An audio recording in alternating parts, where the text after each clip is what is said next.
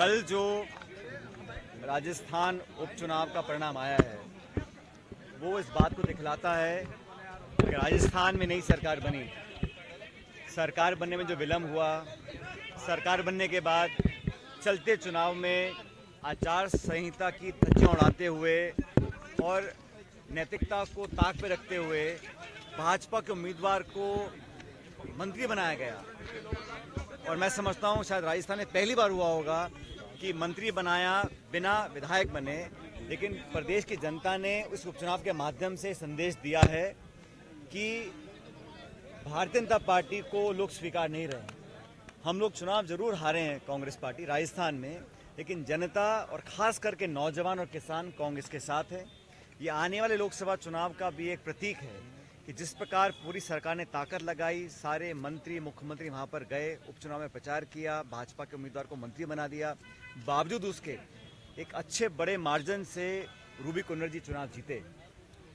ये जीत कांग्रेस की जीत है, ये जीत क्षेत्र की जनता की जीत है कर्णपुर की, और ये जीत उन किसानों की है जिन्होंने आंदोलन किया, उन नौजवानों की है जो आज चिंतित हैं भविष्य को लेकर। और ये संदेश जयपुर और दिल्ली दोनों के लिए है कि आप जनता के साथ विश्वासघात नहीं कर सकते, जनता को प्रभावित नहीं कर सकते, आप निर्वाचन आयोग और तमाम नैतिकताओं को ताक पे रखकर अपनी राजनीति नहीं कर सकते। तो ये चुनाव का जो परिणाम आया है पूरे देश में संदेश गया है, और मैं बहुत धन्यवाद देना चाहता हूँ उस क्षेत्र के मतदाताओं को, कांग्रेस के कार्यकर्ताओं को, जिन्होंने मिलकर चुनाव लड़ा और एक अच्छे बड़े मार्जिन से कांग्रेस पार्टी की विजय हुई है। और ये मुझे लगता है कि कहीं ना कहीं भाजपा सरकार को अपने गिरबान में झांक कर देखने का भी मौका है कि सरकार बनने के तुरंत बाद इतना करारा झटका जो मिला है ये कोई सामान्य बात नहीं है, और इसका एक सकारात्मक प्रभाव पड़ेगा आने वाले लोकसभा चुनाव के अंदर भी। पायलट साहब, आप राजस्थान के साथ साथ छत्तीसगढ़ के प्रभारी बनाए गए हैं, राष्ट्रीय महासचिव बनाए गए हैं, क्या फोकस आपका राजस्थान से हट जाएगा राष्ट्रीय? देखिए, 14 तारीख को राहुल गांधी जी की भारत जोड़ो न्याय यात्रा चालू हो रही है और ये 14 स्टेट्स में से गुजरेगी। और मणिपुर में शुरुआत क्यों हो रही है? क्योंकि मणिपुर में न्याय नहीं मिला, मणिपुर में इतना लंबा समय हो गया, वहाँ तनाव है, वहाँ हिंसा है, वहाँ शासन नाम की कोई चीज़ नहीं है, लोग पीड़ित हैं, और वहाँ की सुध लेने वाले जो डबल इंजन सरकार के लोग हैं, चाहे मणिपुर के चाहे दिल्ली के, किसी को ना फुर्सत है ना चिंता है। तो राहुल जी और कांग्रेस पार्टी ने इस शुरुआत को जो हम लोग मणिपुर से कर रहे हैं वो बहुत सांकेतिक है और उसके बहुत महत्व हैं।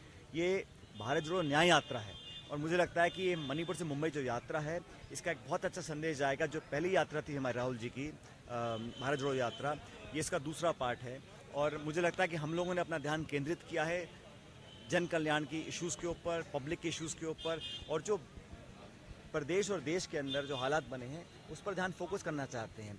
भारतीय जनता पार्टी चाहती है कि जज्बाती मुद्दों को आगे रखकर राजनीति करें, लेकिन हम लोग, राहुल जी, हम सब मिलकर कोशिश करेंगे कि जनता का दिमाग और ध्यान वापस उन मुद्दों पर लेकर आएँ। किसान के मुद्दे, बेरोजगारी के मुद्दे, लगातार मणिपुर में जो हिंसा हो रही है उस पर नाकाम और बेकाबू तरीके से वहाँ पे माहौल बनता चला जा रहा है, इन सब इशू को लेकर आगे बढ़ेंगे। और जो जिम्मेदारियाँ हम लोगों को दी हैं, अभी फेरबदल किया है AICC में, जिन जिन लोगों को जिम्मेदारियां दी हैं हम सब मिलकर काम करेंगे।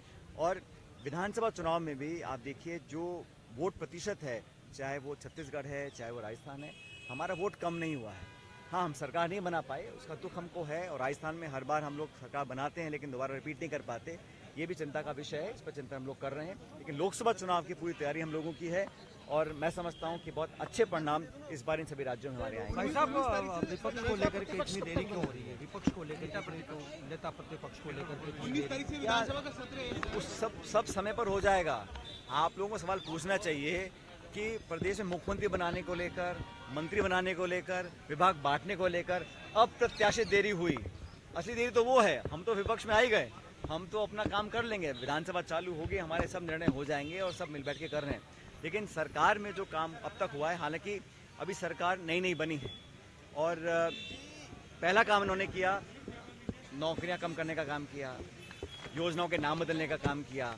तो मुझे उम्मीद ये थी कि सरकार बनने के बाद एक सकारात्मक शुरुआत होगी, और हम भी चाहते सरकार को समय दें, अपना काम कर दिखाएं। लेकिन अगर शुरुआत ही ऐसी हो रही है कि नौजवानों के साथ विश्वासघात हो रहा है, उसका सीधा परिणाम आप लोगों ने इस उपचुनाव में देख लिया।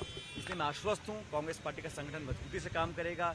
जिस राज्य की मुझे जिम्मेदारी दी है वहाँ पर हम लोग सघन दौरे करेंगे, सब लोगों को साथ लेकर चलेंगे और कांग्रेस पार्टी के लिए अच्छे परिणाम आने। आपने जहाँ जहाँ दौरे